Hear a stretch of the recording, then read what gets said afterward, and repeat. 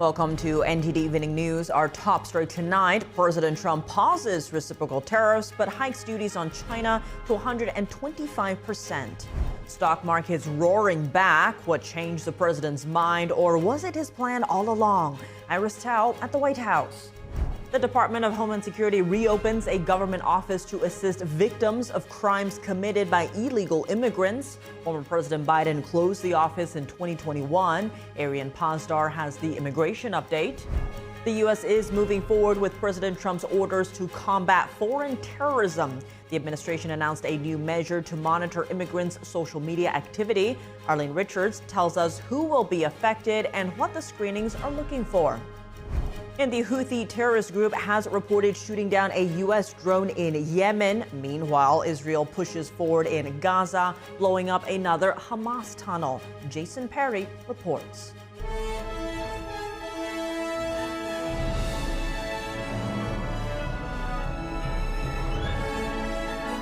This is NTD Evening News, live from our global headquarters in New York City. Here's Tiffany Meyer. Good evening, and thank you for joining us tonight. President Trump pausing higher tariffs on most countries while upping China's levy to 125%. That to punish the communist regime for retaliating against the U.S. despite repeated warnings. Stock markets today roaring back. Joining us now live is NTD's White House correspondent Iris Tao. Good evening, Iris. Tell us more about the president's decision here. Good evening to you, Tiffany. So today, U.S. stocks saw a major uptick, actually skyrocketing to a lot of their record one-day gains. And that's after President Trump announced this afternoon that he's now dropping his reciprocal tariffs on most countries to a 10% baseline tariffs, but that's except for China, which we'll see immediately at 125% tariff from the U.S. as it retaliated against the U.S. And President Trump today called China the biggest abuser in history, also showing optimism about the U.S. economy. Watch. There's a lot of winning out there, and we're having a good day in the stock market, as you can see, an all-time record day, and hopefully it continues. I think it should. And after some turbulent days, the Dow up by almost 3,000 points today. The S&P 500 up nearly 10%. The Nasdaq also up around 12%. All three major indexes saw their biggest daily gains on the record. Meanwhile, Treasury Secretary Scott Bessent today told us that it's all part of President Trump's plan. Watch. This was his strategy all along, and that you might even say that he'd go to China into a bad position. They responded. They have shown themselves to the world to be the bad actors, and we are willing to cooperate with our allies and with our trading partners who did not retaliate. It wasn't a hard message. Don't retaliate. Things will turn out well. While the administration says over 75 countries have now come to the U.S. trying to negotiate better trade deals in exchange for lower tariffs, this week China retaliated with an 84% tariffs on U.S. goods. And President Trump, in announcing his higher tariffs on China today, says that his move is to make China realize that their days of ripping the USA off are over and unacceptable.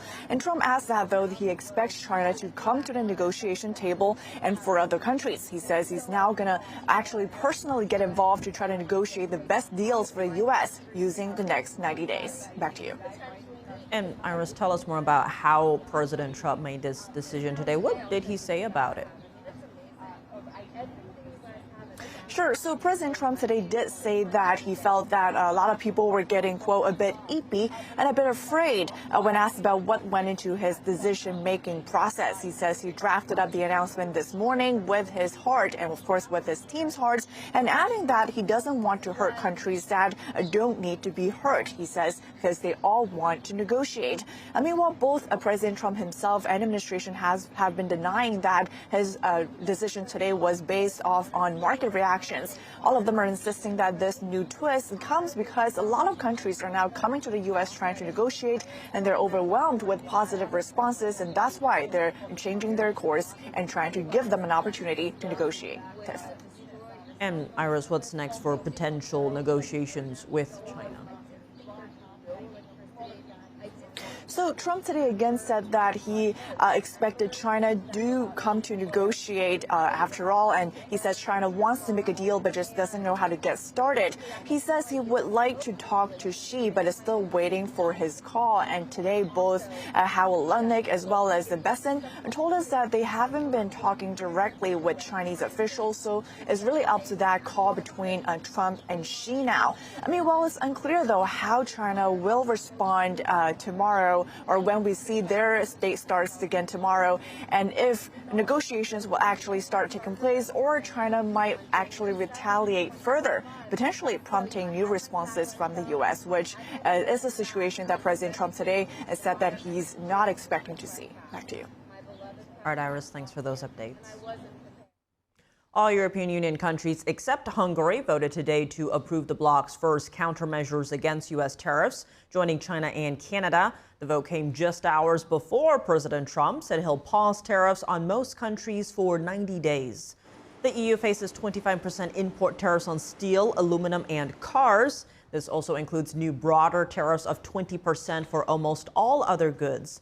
The European Union will impose extra duties of 25% on a range of U.S. imports in response. Those include motorcycles, poultry, fruit, wood, clothing, and dental floss.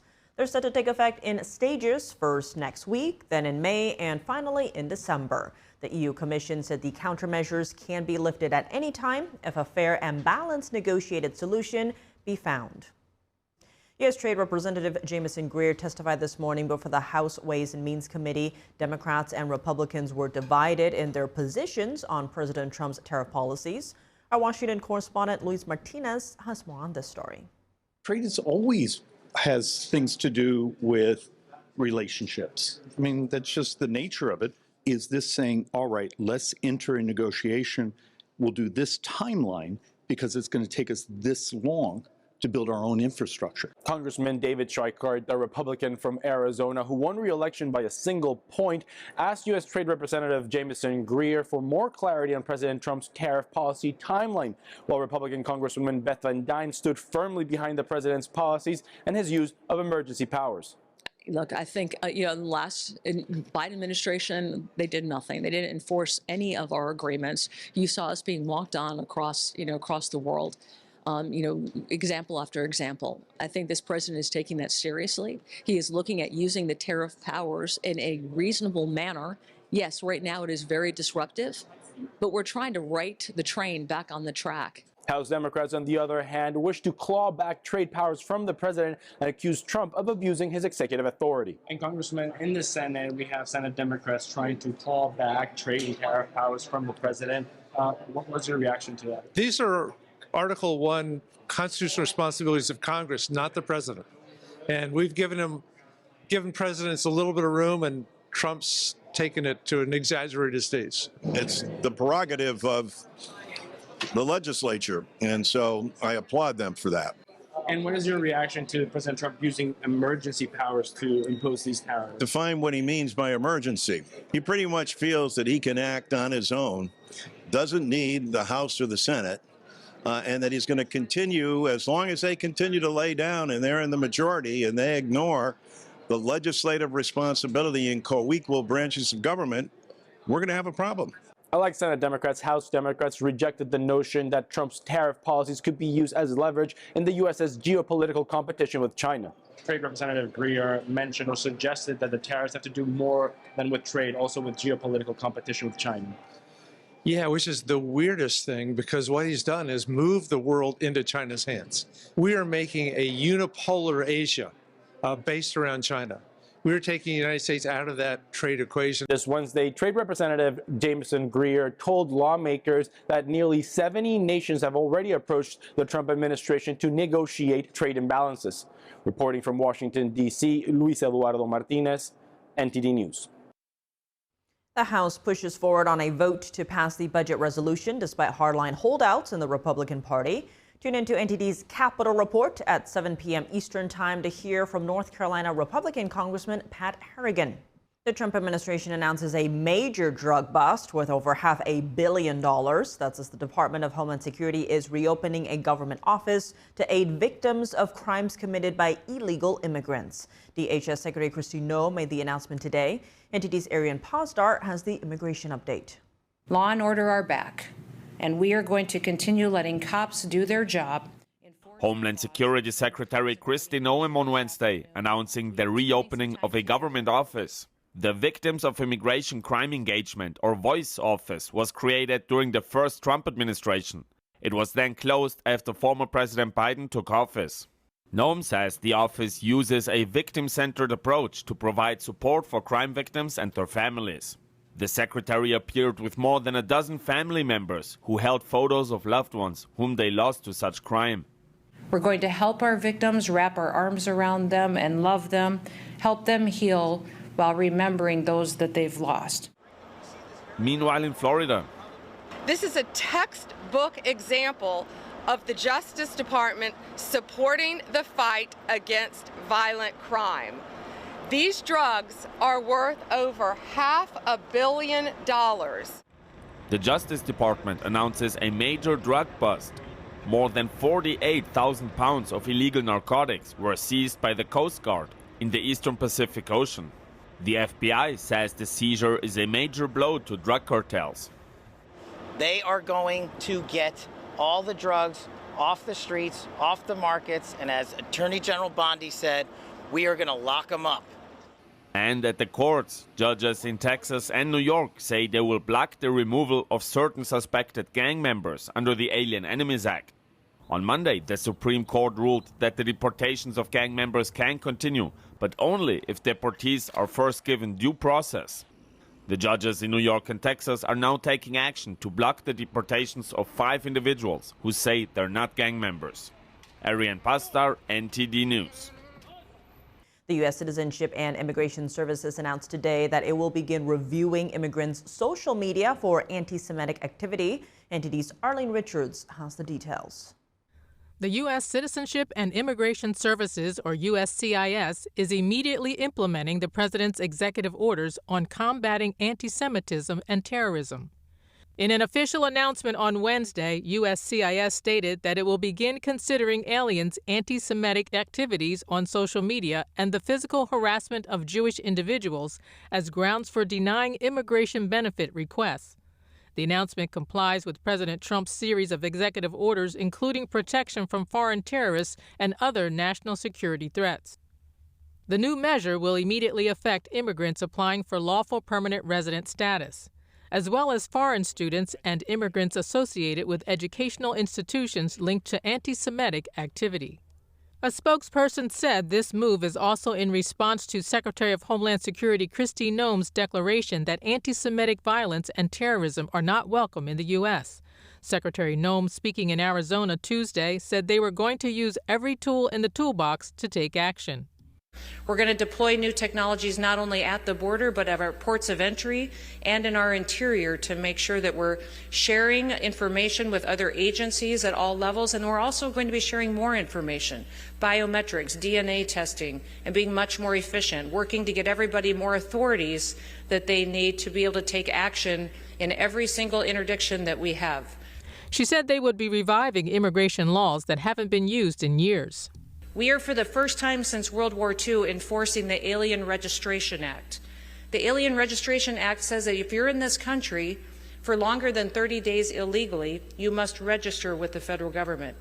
And when those 30 days are up, and if you haven't done that, now we can criminally charge you. The registration effort, which is set to begin on Friday, would require millions of illegal immigrants to get fingerprinted and submit biometric information. They're also required to carry proof of registration or face arrest and federal prosecution.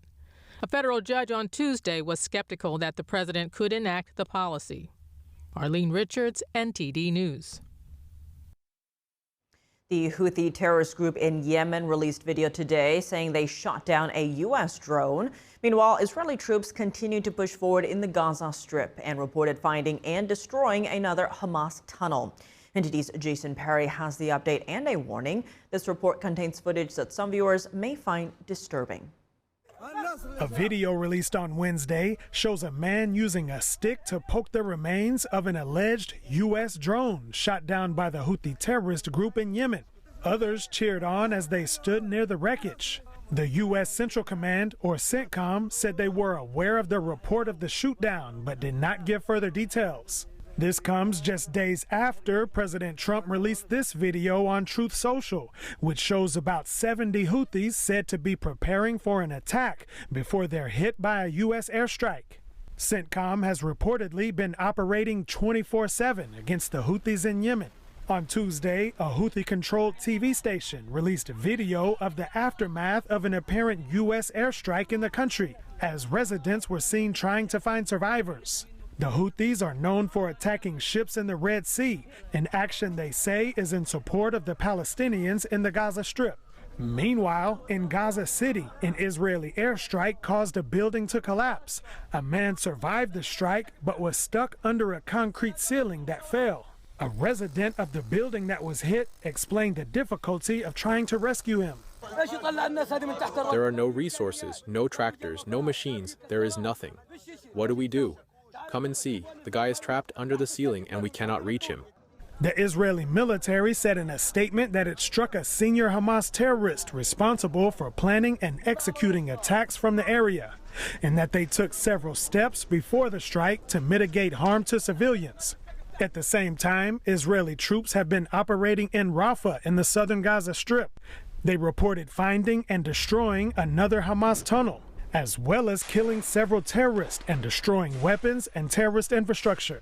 Meanwhile, Israel's chief of the general staff visited wounded soldiers on Wednesday at a rehabilitation medical center in Israel, and he said he was thankful for the sacrifices they've made. Jason Perry, NTD News.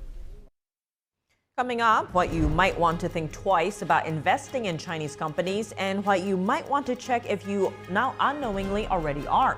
Jason Blair has more from lawmakers on Capitol Hill. And a Meta whistleblower testifies before Congress. She says company executives undermined U.S. national security in order to gain access to the Chinese market. Jack Bradley with the key takeaways from that hearing after the break.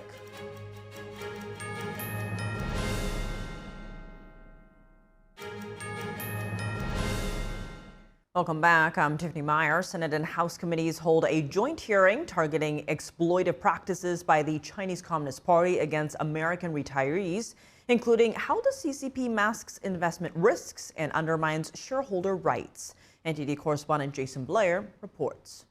Americans work way too hard to have their financial security destroyed by Communist China. Protecting American retirees and seniors from exploitive practices by the Chinese Communist Party was the focus of a hearing in Congress. In a rare occurrence, committees from both the House and Senate held a joint hearing. The House Select Committee on the CCP and the Senate Aging Committee probed the risks of investing in Chinese companies. The CCP is actively using its financial system and state-controlled companies to infiltrate American capital markets. And while some might see that as just another investment risk, it's much more than that. Mcilroy gave an example. In 2021, the CCP abruptly imposed sweeping regulations on China's private education sector, banning profit-making, foreign capital, and public listings.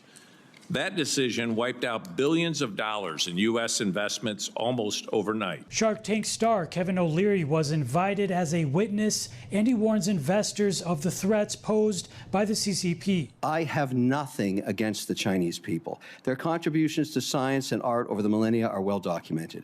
It's their government I take issue with. In my opinion, since joining the WTO in 2000, the Chinese government has never played by its rules. Another expert witness says that the CCP has a long-term, multifaceted political, economic, and military strategy to advance itself. The goal is to create a new world order through economic coercion and manipulation while avoiding a hot war. This has left the world less open and more authoritarian. Senate Aging Committee ranking member Kristen Gillibrand says online scams from China are targeting American seniors. Criminal networks in China that are so sophisticated that know this is where they can make millions and millions of dollars. House Committee on the CCP ranking member Raja Krishnamurthy says that a lot of these criminal gangs are directly tied to the CCP. Another gentleman behind another scam city, seen here with a Burmese warlord, is Shi Zhejiang.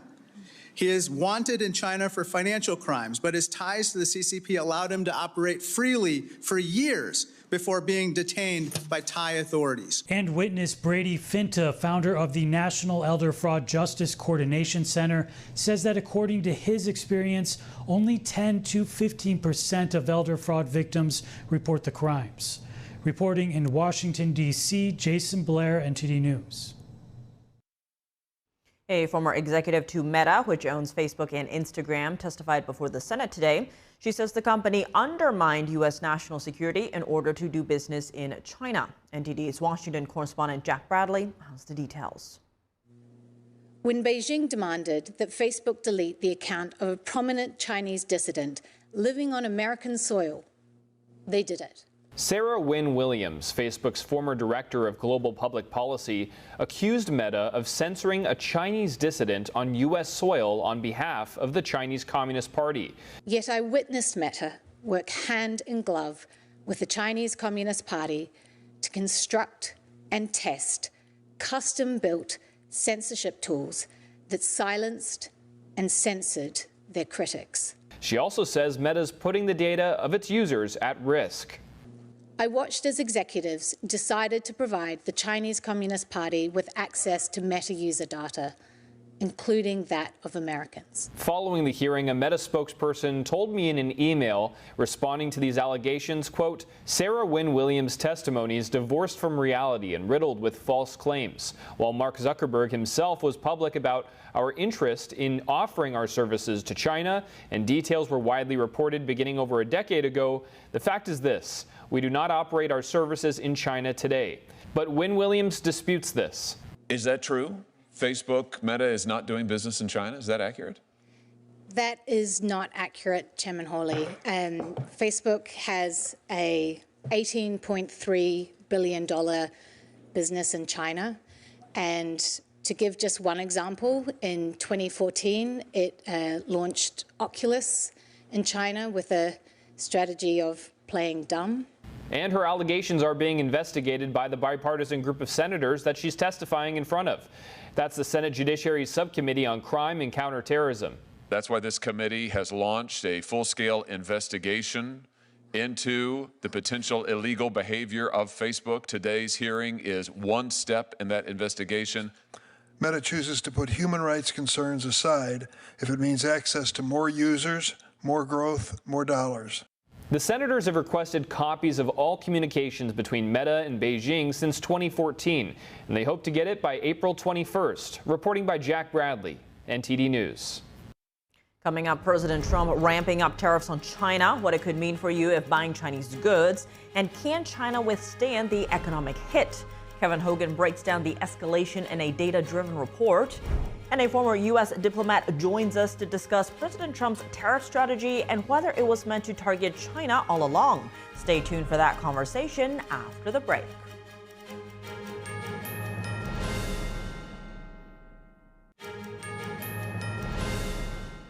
Welcome back. I'm Tiffany Meyer. Big escalations between the U.S. and China involving tariffs. This could make some common products more expensive. What's more, it could stunt these countries' economic growth. So why is President Trump imposing these steep duties? Our data reporter Kevin Hogan breaks it down for us.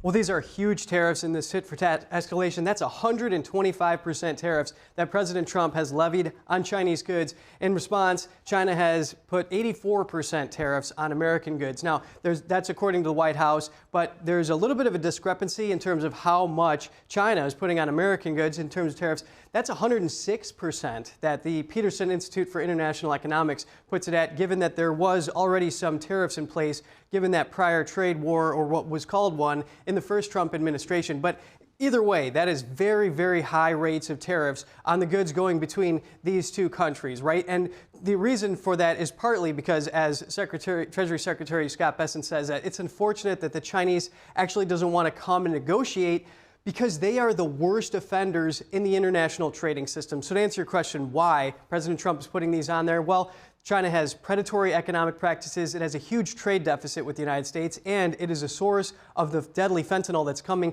into this country. So that's part of the reason. But that 125%, that increase, that's partly because China retaliated. Trump says that China has a lack of respect for the world markets. Now, as we've drilled down further into this, we understand that there is definitely a trade deficit between the United States and China, and it's on China's behalf because the United States imports over $400 billion worth of products from China last year, whereas China's only exporting the United States is only exporting about $150 billion. So there's a $300 billion trade deficit between these two countries. Again, one of the main reasons why these tariffs are being levied against China at the hands of President Trump. And this is according to the Office of the U.S. Trade Representative, right? And to give you an idea of just which countries are feeling the pressure from these tariffs the most, and again, this is with this new scale that we're talking about where Trump has reduced the tariffs down to 10% on the other countries and bumped up those tariffs to 125% on China. That's what you're seeing right here. So as you go further to the right, you're looking at higher percentage of the share of the imports to the United States. So this is 20%, and back out here, this is about 0%, right? So you see all these other countries, you know, UK, India, they're all over there, right? They don't contribute that much to the total imports coming to this country. But China, that's 15% right here. And that's that 125% tariffs that you're seeing. So ultimately what you see here, since China is such a big dot compared to these other countries, and this is the EU right here, China is being singled out. And part of the reason is because other countries have come to negotiate with the United States following President Trump's imposition of tariffs on these countries, right? And as you see, the import tariffs by the U.S. and China over time has had, you know, a huge, rapid spike recently, and that's when Trump got in office. But again, this is the Biden administration which kept those tariffs that were on since the first Trump administration. They ramped up, but then that's a rapid rise, and this is even off the charts here now, 125% with that new breaking news. So now the Chinese tariffs on American products has matched almost exactly with that. So they've gone tit for tat on this. And to give you an example, so I mean, this is 125% tariffs that we're at right now with the United States imposing on China. The United States and the rest of the world, that's very low. I mean, that's almost about 3%. It jumped up a little bit here to 15%, or that might be 10%. We have to see exactly what Trump does. But the Chinese tariffs on the rest of the world, again, that's only about 6%. So it's much less. It's these two countries going at it back and forth, right? And now you might ask, what is the cost of an iPhone going to cost? You know, how much is that going to change? Well, the ones made in China, those high-end models, the 16 Pro Max, 256 gigabytes, well, that was $1,200. That's expensive. But now that's going to go up almost 60% to $1,874. So very, very expensive. A comparison to that would be a model made in India. That's the 16 Pro 128 gigs. That's going from $1,000 to $1,200. So I mean, that's maybe a 10-20% increase, nowhere near as much as the one coming from China, for obvious reasons, right? And you might ask, well, can the Chinese economy take this hit? I mean, 125% tariffs from a big trading partner in the United States, that's a big effect. I mean, you see the Chinese GDP has been growing steadily. They estimate they could probably pull off about a 5% increase in their growth like they have been in recent years. They kind of hit a plateau. Here's the United States GDP projection to show you the comparison. But a lot of these analysts show that China's projected GDP, which China says it's about 5%, but these other ones like Citi and Natixis, they're putting it at about 4.7%. That was before this big tit-for-tat escalatory trade-off with these tariffs happened. Morgan Stanley's putting about 4.5%, Goldman Sachs, but that revised number has shot down about 0.5%, down to 4.2% here, Citi and Natixis. Goldman Sachs has not revised their number, but the Wall Street Journal reports that Goldman Sachs says that these big tariffs on China from the United States could cost the whole Chinese economy 2.5 points on their growth for this year. That's just one person, President Trump, with a pen being able to affect the entire Chinese economy. So can they take the hit? Yes, they have other things that they may do. They may lower interest rates and so on, but that's still going to be a very hefty blow to their economy considering their ambitions on growth. Back to you. And joining us now to discuss President Trump's tariff strategy and how it relates to China is Bart McCoy, former presidential campaign advisor and former U.S. diplomat. Bart, thank you so much for joining us. Good to see you again. Now, markets rallied today after Trump announced the 90-day pause on most countries while hiking tariffs on China even higher. How are you reading Trump's strategy here? Was the goal all along to isolate China? I think the goal now is to isolate China, but I don't think that was the goal all along. The goal that here's the secret about Donald Trump. I've heard people saying, aha, see how clever he is? It's three-dimensional chess. This is what he was after the whole time. All those other tariffs, those were just to set things up, to set up China for a fall. No, Donald Trump does exactly what he says he's going to do. When he says, I want to do this, that's what he wants to do. His goal all along was to make trade more fair for the United States. That was his goal. China is resisting. And so now his goal is to make an example of China. And he can't do it to the whole world at once. Nobody can do that, not even America. And so he's saying to everybody, okay, 90 days, 10%, just to sort of, get some income and to even the trade barriers and to even the relationship, even out the playing field. But this is all about making sure that there is a new understanding about how world trade works. Now, in the opposite sense of China, we see Japan and South Korea lining up to negotiate. Taiwan and Vietnam have also signaled moves to cooperate. In terms of Vietnam, though, China has used countries in the region like Vietnam and Cambodia to skirt around trade rules with the U.S. in the past. Do you see these countries choosing to work with the U.S. while squeezing China out? What will that kind of economic landscape look like? Boy, that's going to be hard for a country like Vietnam or Cambodia. They're next door neighbors. They're small countries. China has enormous influence on them. However, they are the go-to alternative for a lot of American products that are currently manufactured in China, especially Vietnam. And they would have to get some kind of security guarantee, not a military one, but some kind of confidence that we will take care of them. They will have to pursue their interests. That's what Trump is really doing here. He's looking at the world trading system and says, okay, this was sold to us as a rules-based order of trading. Nobody but us has been obeying the rules. It's like you're playing football, and every time you set the ball down, the other team grabs it and runs off and scores a goal. And so Trump is saying, I'm not letting go of the ball anymore. It's not a rules-based system. Every country has to look out for its own interests. We're looking out for ours. You countries look out for yours. And China is the big bad wolf in this. China has half of all of the surplus, the trade surplus in the entire world. Half for one country. They're cheating everybody. And Donald Trump is saying, I'm not taking it anymore. How about the rest of you? Now, on that note, President Trump, of course, is known for his art of the deal approach. Now, as a former diplomat yourself, how are you viewing the way Trump is, say, conducting diplomacy here with a global shakeup? When I was a diplomat, I saw professional diplomats come in and negotiate things. And then I saw James Baker become Secretary of State. And a lot of people nowadays like to criticize Baker. He did a lot of things that, in retrospect, weren't such great ideas, but he was a very good negotiator. And he came in, and when countries said, we will not back you on the war in Iraq, he said, that's fine. You have your sovereignty. We have ours too. And he cut them off completely from everything, from all foreign aid, from everything, from the Peace Corps, from everything. Said, go ahead, take your sovereignty. But this is what America is going to do.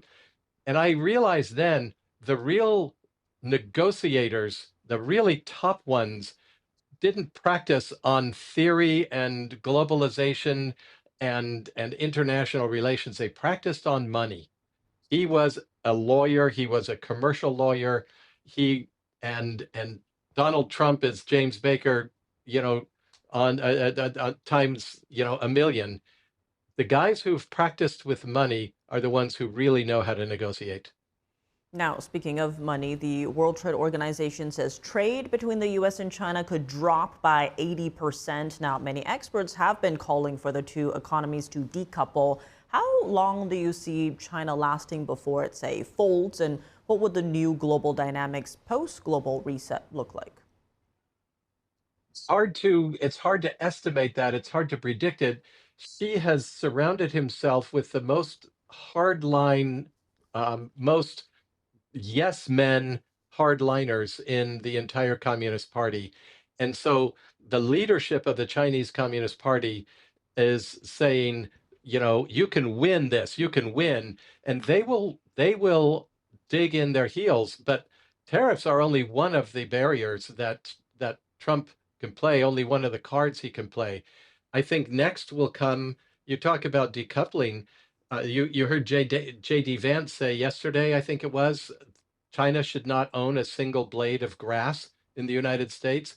I think we're going to see, if China doesn't buckle, we're going to see prohibitions on Chinese ownership of farmland, ranch land, factory land, housing developments, shares in stocks in public companies, American technology. Maybe Smithfield Meats will have to be sold. They'll have to divest themselves of the big meat packing companies. We could push China right out, close the Confucius Institutes, shut them down. And that's something that I think Donald Trump and J.D. Vance would like to do as it is. And if China gives them the excuse, all that will do is whip up sentiment, public sentiment, to back. That's one of the things that Trump ran on, is getting China out of our knickers. They have way too much influence here and in so many other countries around the world. Major changes for sure. Bart McCoy, thank you as always so much for joining us. It was my pleasure. Coming up in the NBA, Luka Doncic returns to Dallas for the first time since his shocking trade. Dave Martin joins us to discuss. And theatergoers in Denver explain why they keep returning to see premier cultural performance company Shen. We'll hear from several audience members when we come back.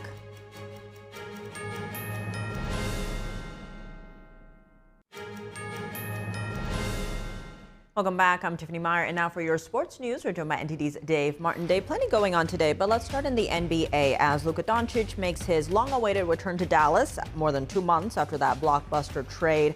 What kind of reception are you expecting? Well, I'm sure he'll be cheered. I'm sure if any of the ownership group or their general manager is seen, they're probably not going to get the same reception. I mean, there was a lot of outrage when he was dealt just a couple of months ago. But anyway, tonight's game is going to be sold out. It's a very hot ticket. In fact, the AP is reporting tickets on the secondary market for upper-level seats were being sold for more than $200. Now, those same level tickets are available for just $20 for Friday's game against Toronto, so a much higher demand tonight. And as I said, when all this went down, this is back on February 2nd, there was a lot of outrage in Dallas, and the Mavericks, unfortunately, are just 12-18 since that big trade. It hasn't helped that, Anthony Davis missed some time with injury. Also, Kyrie Irving is out for the season with knee injuries. So things have not gone well for Dallas since the trade. Meanwhile, the Lakers, 20-12 since that trade. They are 4.5-point favorites tonight. The game starts pretty soon, 7:30 Eastern Time. Well, shifting gears to golf, the Masters starts tomorrow. One of the main questions is whether this is the year Rory McIlroy wins, especially after his hot start to the season. How are the odds makers viewing him? Yeah, McIlroy has got the second best odds right now. I mean, I guess that makes sense because he is ranked second in the world right now behind only Scottie Scheffler. But McIlroy, as you said, he's had a great start to the season. He's already won a pair of tournaments and finished in the top 20 in the other 3. But for McIlroy, it's been more than 10 years since he won a major, and this is the only major that he hasn't won. Now, meanwhile, Scheffler has not got a victory this year, but he does have 3 top 10 finishes. He's the reigning champion here. Also, he's won 2 of the last 3 years. Now, one former champion who won't be here, of course, is Tiger Woods, who announced a few weeks ago that he had that ruptured Achilles and then teased us there on April Fool's Day to say that he was coming back and then say, no, I'm not. So anyway, the Masters, though, starts tomorrow in Augusta. Well, moving to Olympic news, the IOC has announced that the 2028 Olympic women's soccer tournament will feature 16 teams instead of the usual 12. Meanwhile, the men's field will do the opposite, shrinking to 12 teams. Yeah, I mean, I guess it makes sense in a way because the women's field does include some of the best national players. Now, the men's tournament is generally only the players under age 23. So it's not as popular on the men's side, at least compared to the World Cup anyway. But now with this flip-flopping, there'll actually be more female athletes at the 2028 games than male for the first time ever. Now, not by a huge amount, maybe 1%, but gender parity has been a policy for the Olympics, so it would seem that's probably a factor here too. Now, the gender gap closes a bit when they officially add a few more sports specifically for these LA games. That'll be cricket, flag football, and lacrosse, but unfortunately, no breakdancing this year. That was popular on social media, though.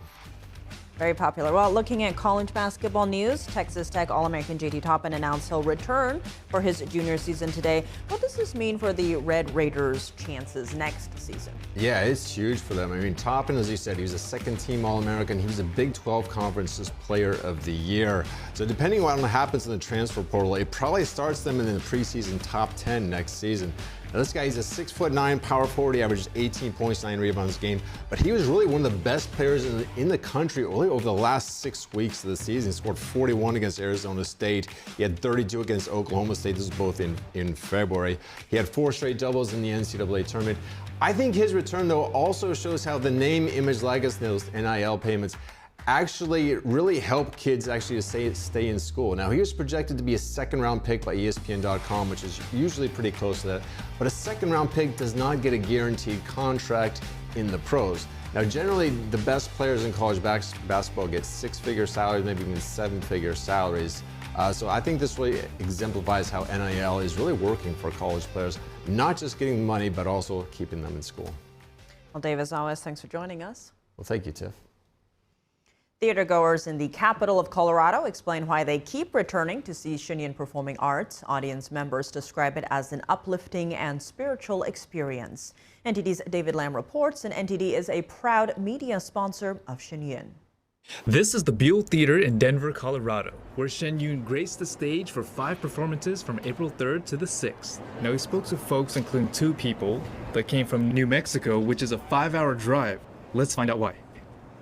The whole show is really incredible, the way, and the timing. I'm always amazed by the timing, because it's like you're seeing a movie plus live dancers at the same time, and the synchronization between the two is just perfection.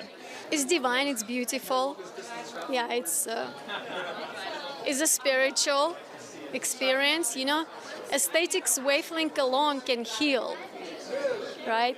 All the sounds, frequency, music. Spectacular. You know, I've actually seen it once before. That's why I wanted to come back with my mother. But yeah, their elegance, their strength, their stamina, the originality, and the costumes just are an amazing mixture. Shen Performing Arts was founded in New York. Its mission, reviving traditional, divinely inspired Chinese culture that was almost destroyed under communist rule. Part of the reason I come here is because I support the effort to bring back tradition. It's like integrity and personal values, family. These things are extremely important. Everything there is truth, right? This is how we heal ourselves. This is how we heal our planet. This is why we can get along together. The patrons in Colorado's capital said they left with a profound feeling. You know, ultimately, it's that beautiful message that there's something within each of us, which is divine, which is higher than what we're seeing and doing each day. And the dancers just bring that out in a beautiful way, with also heart and humanity and humor as well. I always feel uplifted by seeing those parts of the performance.